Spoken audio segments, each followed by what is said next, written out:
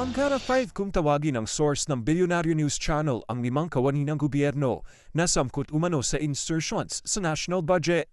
Anya, den of thieves kung ituring ang mga ito dahil sa lawak daw ng sakop ng kanilang insertions.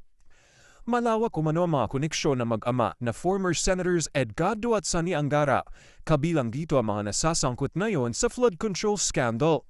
Una nang lumitaw ang pangalan ni DepEd Secretary Angara sa flood control mess dahil sa di umano'y deliveries ng 12% kickback ng projects na para raw sa kanya. Naging transaksyon daw ito ni flood control whistleblower Roberto Bernardo sa umano'y protege ni Angara na si dating DepEd Undersecretary Troy Olivar. Siya ang unang lumitaw na pangalang Angara Tide na nasangkot sa flood control mess at kalaunay bumaba na sa kanyang pwesto. Broads sina Angara at Olivar sa Sigma Rho fraternity. Ayon sa aming source, marami ring koneksyon si Olivar sa iba pang mga opisyal ng gobyerno, kabilang ang mga nasa DICT at DBM. Dati na rin daw nagtrabaho si Olivar sa Senado noong nabubuhay pa si late Senator Angara, ayon sa aming source. Naging kasamahan din nila noon si dating DBM Secretary Amina Pangandaman na bumaba na rin sa pwesto sa gitna ng flood control scandal matapos idawi ni dating Ako Bicol Party List Representative Zaldi Co. Ayon kay Co, si Pangandaman daw ang nag-arrange ng meeting kaugnay ng budget insertions na gagawin ni Co para umano sa Pangulo na nasa 100 billion pesos. Ang ikatlong pangalan, ayon sa aming source ay si Ronald Ang na naging kinatawan din ng Ako Bicol Party List. Magkasunod na nagsilbi sa Ako Bicol sina Ronald Ang at Zaldi Co noong 2019. Si Ang sa mga huling buwan ng 17th Congress at si Co sa pagpasok ng 18th Congress. Si Ang ay ngayon TIEZA Director at dati siyang consultant sa opisina ni late Senator Angara.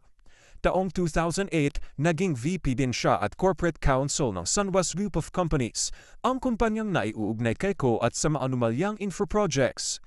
Kasunod nito, saka na siya naging Ako Bicol Party List Representative noong 2019. Sabi sa kanyang corporate background, kasalukuyan pa rin siyang VP ng Sunwest. Director din siya ng hotel companies na tied din kay Zaldi Co, kabilang ang Miss Cibis. Ika-apat ay si DBM Undersecretary Wilford Wong na ngayon nakatoka sa local government at regional operations ng DBM. Ayon sa aming source, bata ni Angara kung ituring si Wong. Naging bagman din siya umano ni Pangandaman sa insertion transactions.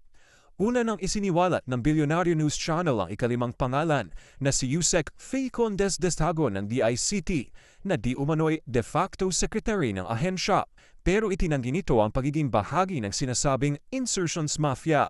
Sabi ng aming source, malapit si Desagon sa ilang miyembro ng Sigma Rho, ang fraternity din ni na DepEd Secretary Angara at Olivar. Malapit din siya kay Pangandaman. Nang ikasal si Desagon noong 2018, spotted doon sina Olivar at Pangandaman. Sinubukan naming kumuha ng pahayag mula kay Angara tungkol dito, pero pinre-empt nito ang storya namin. Kaninang tanghali, nagpaabot ng mensahe ang BNC sa kanya tungkol dito, pero hindi siya sumagot sa aming text. Kalaunan, nag-post si Angara sa kanyang X o Twitter account at ipinahayag na kaya raw nitong i-take ang demolition jobs. Pero wag na raw idamay ang patay na dahil hindi naman ito